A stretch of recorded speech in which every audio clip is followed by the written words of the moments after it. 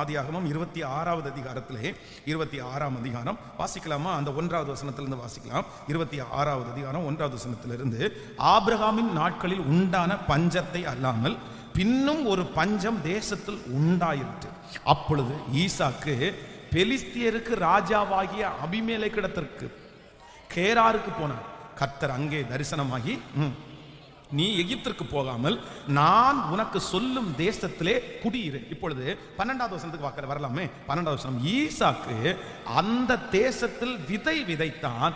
கர்த்தர் அவனை ஆசீர்வதித்ததினால் அந்த வருஷத்தில் 100 மடங்கு பலனை அடைந்தான். கரங்களை தட்டி கர்த்தரை மகிமைப்படுத்துவோம். அவன் அந்த வருஷத்திலே 100 மடங்கு பலனை அடைந்தான். கர்த்தர் ஈசாக்கை பார்த்து சொல்லுகிறார், நீ அந்த தேசத்தை விட்டு போகாதே, நீ அங்கேயே இரு. உங்க அப்பா பண்ணின தப்ப நீ பண்ணாத, நீ தரித்திரு. உங்க அப்பா இங்க இருந்து எகிப்திற்கு போனாரு, பொய் சொல்ல வேண்டிய சூழ்நிலை எல்லாம் வந்துருச்சு, நீங்க இருன்னு கர்த்தர் சொல்றாரு. அப்ப ஈசாக்கு அங்கே தரித்திருக்கும் போது, அடங்கி இருக்கும் போது அவனுக்கு கிடைத்த ஆசீர்வாதம் என்னன்னா, பஞ்சமுள்ள காலத்துல ஈசாக்கு விதை விதைத்தான். கர்த்தர் அவனுக்கு 100 மடங்கு கர்த்தர் ஆசீர்வதித்தார். நான் உங்களுக்கு தீர்க்க தரிசனமாய் சொல்லுகிறேன், நீங்க மட்டும் கர்த்தர் உங்களை உயர்த்துற வரைக்கும் நீங்க தரிச்சிருந்துட்டீங்கன்னா, நான் நம்புறேன் கர்த்தர் 3வது உங்களுக்கு கொடுக்குற ஆசீர்வாதம் என்னன்னு தெரியுமா?